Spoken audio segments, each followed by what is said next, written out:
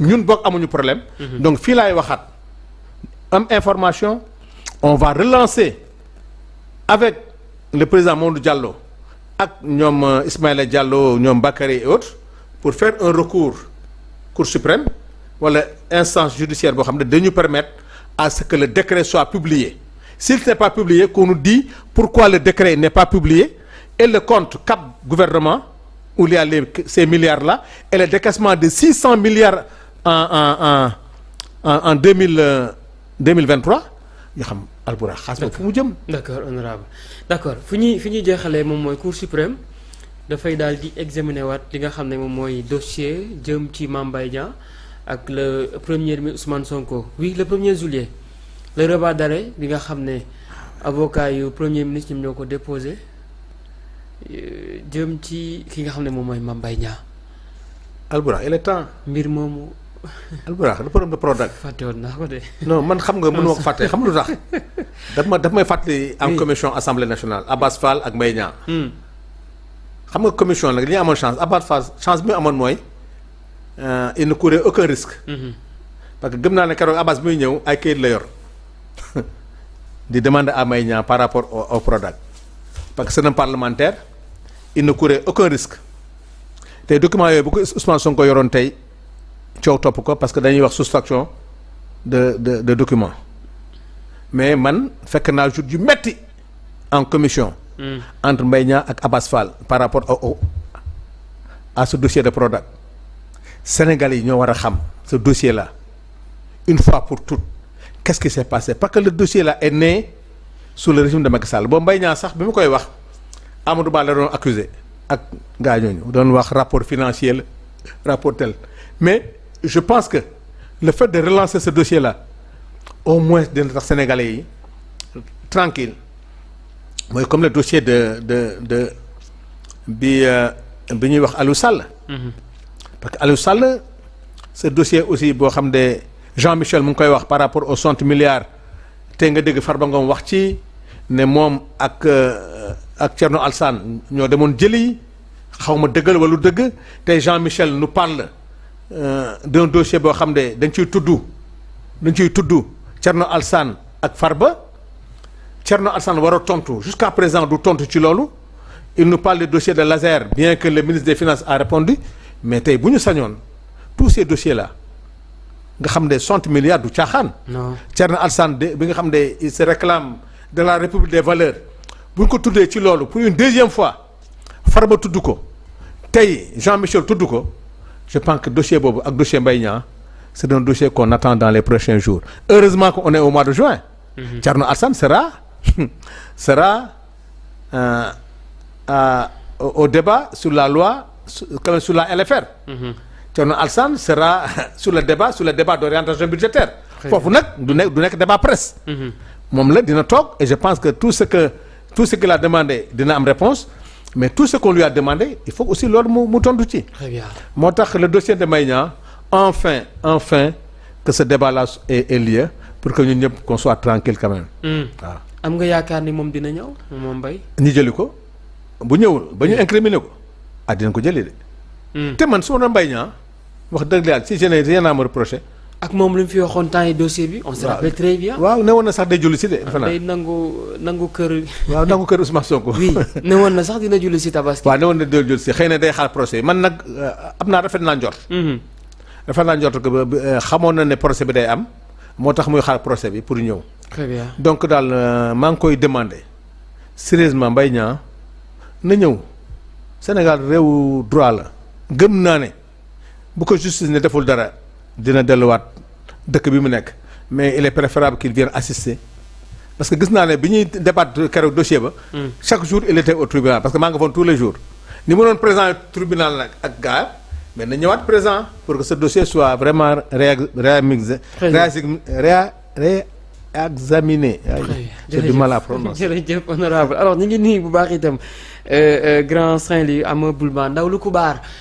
Dankunda ba lëm dukumaan sànni naram fax ñu ngi lay nuyu bu baax moom nag ma nga ca diwaanu Saint-Louis nekkee ci route de la SD en face Auchan Sor grand ñu ngi lay nuyu bu baax moom nag mi ngi yëngu lépp ci lépp li nga xam ne dafa jëm ci appareil électronique toute marque ménager meuble décoration salon ordinateur immobilier ba ci sax génie civil Grand Ndaw le Kubaar ñu ngi lay nuyu bu baax nuyu itam ña nga nekkal foofee ca diwaanu Saint-Louis du Sénégal ñu ngi leen di nuyu bu baax et que jàppoon un jour dinaa la seet si dinaa ko def bu neexee yàlla suñu borom.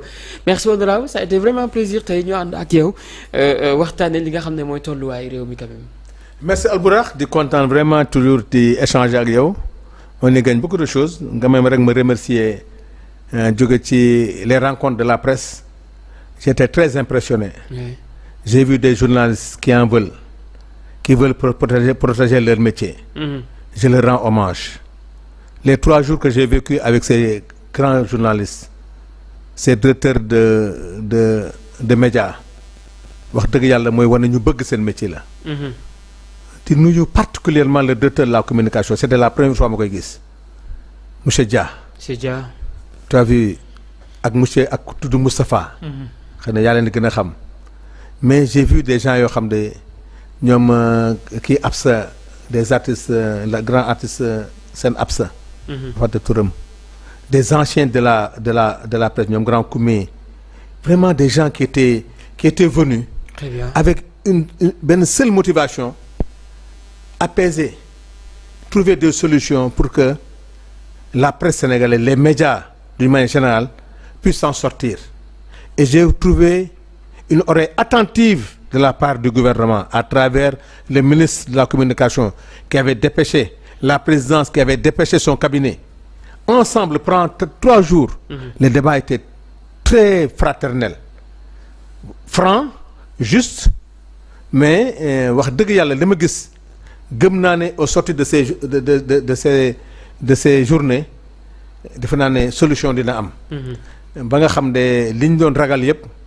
dégg naa sax le directeur de la communication bu dee benn pas pour dire que sax les 7 ans et les 10 ans yi ñu doon exiger ils sont prêts même à échanger pour jéem a xool naka dañ koy wàññee pour aider surtout encourager les jeunes reporters aussi à pouvoir quand même avoir accès par rapport à tout ce qu'on demande comme directeur de pub ou bien ainsi de suite donc c'est des choses techniques que je ne maîtrise pas mais pour te dire que rek la sincérité du débat des débats la motivation de toutes ces composantes qui étaient motivées à trouver une solution et à accepter que ne dans ce métier am na ñu ci dugg ñu ci bokkul te ñooñu aussi il faut que ñu utal leen foo xam ne mooy samba Daouda Mine aussi a fait gis naa le correct aussi par rapport aux cartes de presse gis naa aussi li nga xam ne ñu ngi koy wax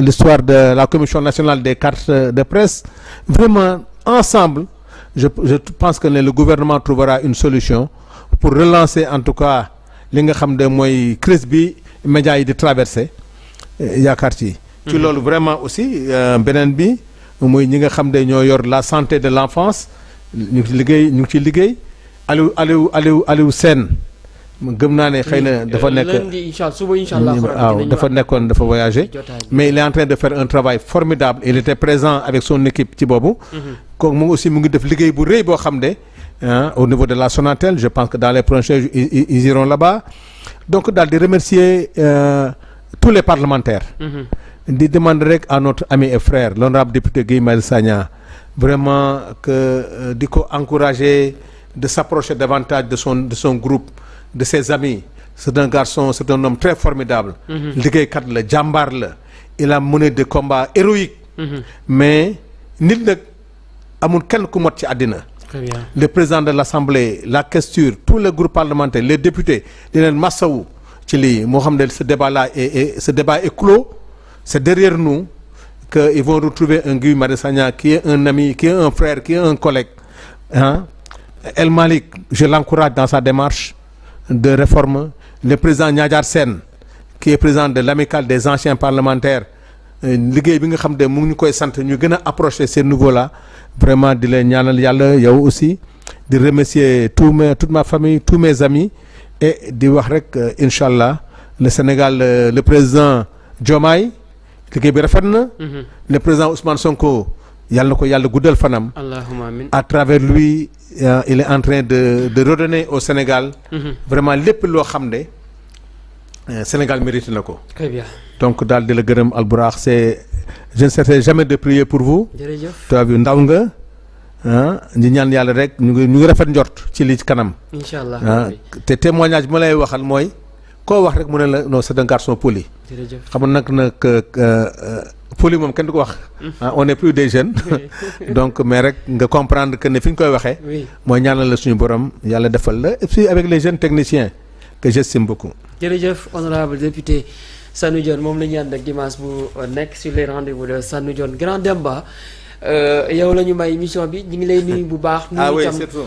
ñu nga nekkal foofee ca États-Unis sa mbokk yi sax xarit yi ñu ngi leen di nuyu bu baax a baax di leen gërëm itam ci di ngeen di àndee ak ñun saa su ne ci suñuy jotaay alors di profité bu baax itam di ndokkeel sama rakk bopp di Roqe Jibil Ndiaye Seck oui.